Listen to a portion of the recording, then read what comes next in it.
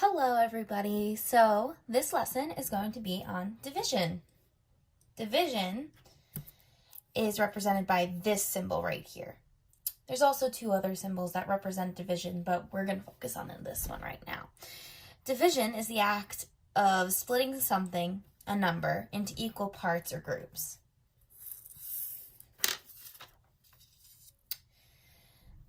Division is the opposite of multiplication. So we know that multiplication is taking a factor and making more groups of that factor. Division is taking a factor and breaking that factor down into groups, making it a smaller number.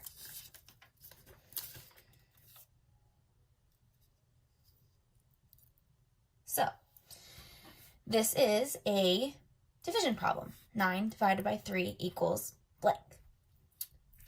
The 9 is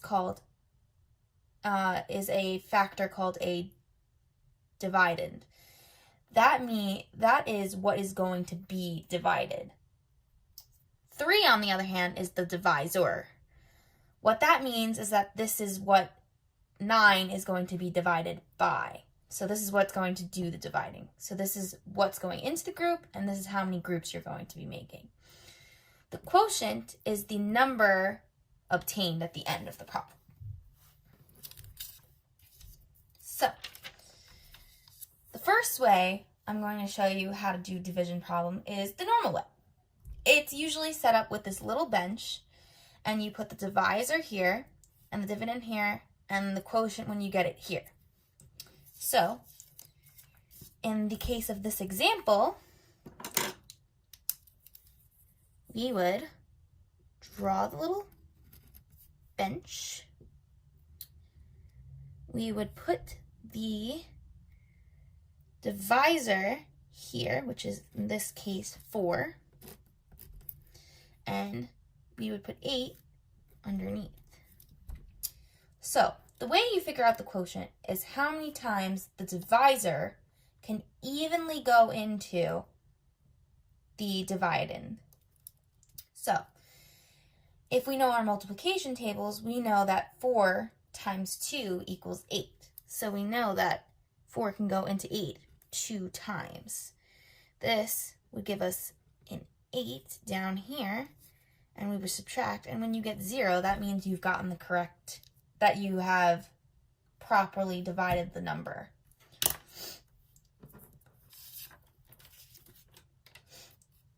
But in some problems, we know it's not such an even, clean number that comes out from dividing.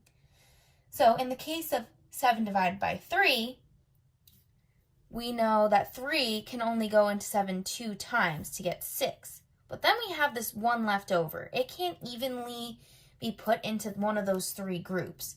So it becomes a remainder. So you would write this problem as 2, the amount of times it can go in evenly, plus a remainder 1 of leftover numbers that cannot be divided evenly within the number 7. A remainder is what is left over after the division problem. This is the part that can't be broken up into equal groups, or can't be broken up by this.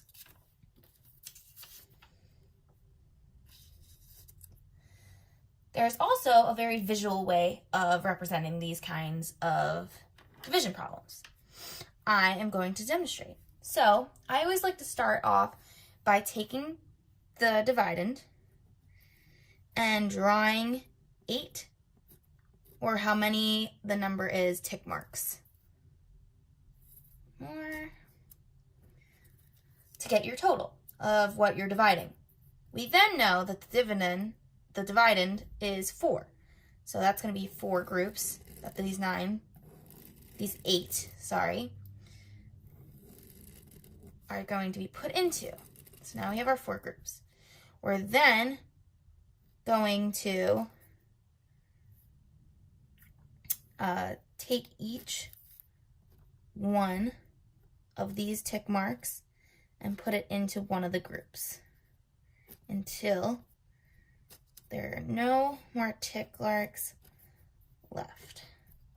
So this is a very easy even problem, And we know that the answer will be 2 because in one group, there is only 2 tick marks.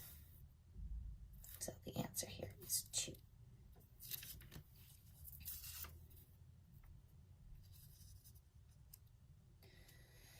So this problem, on the other hand, will have a remainder.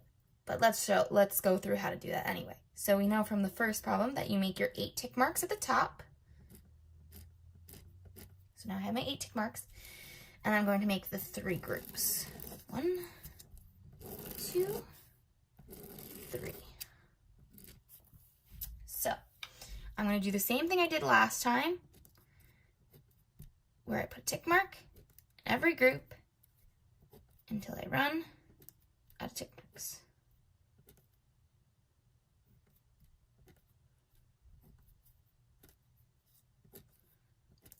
But we don't have a 3rd tick mark to go in this group. So these 2 can't stay in these 2 groups because they all have to be equal. So we have 2 left over. So our answer would be, how many is in one group? 2. Plus how many remainders we have, which would be remainder 2. So the answer would be 2, remainder 2.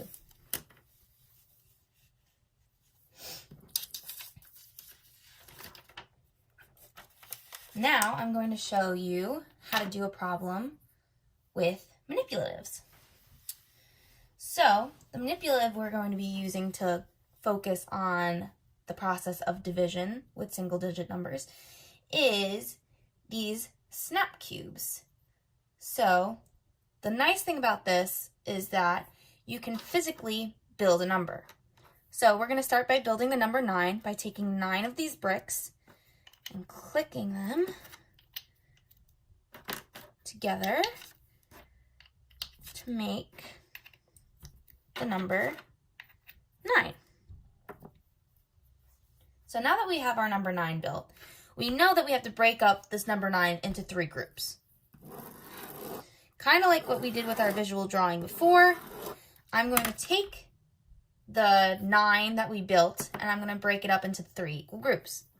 I'm going to do this 1 by 1 correspondence by putting 1 of these in each one of the circles until I run out. And we know that if I don't have enough to be equal in each one, that it's considered a remainder.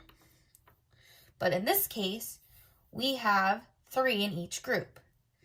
We then connect it to know that they're all together in that one group.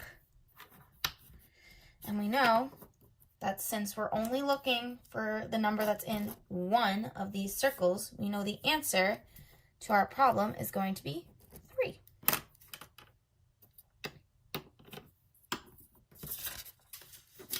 Now, we're going to try the same thing, except we're going to do a problem that's going to have a remainder, and we're going to look at what that looks like with the blocks. So, here's my 9 pieces again. You could do this with any number. I would say something below the 30s, because then it starts to get a little out of hand, but you know, whatever works for you. And I'm going to make the 2 groups.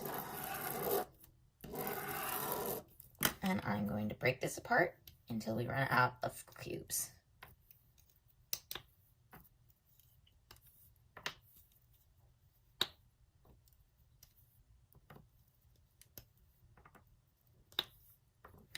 So this one I could have put in this group, but since I don't have one to put in this group to make each group have 5, this is my remainder.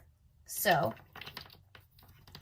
I have this group of 4, and I have this group of 4, but since we're only paying attention to one of the circles, we now know that our answer is 4 with whatever couldn't fit in a square, a remainder 1. So that would be your answer here. I hope this helps give you a clearer vision of how division works, and I hope you understood that.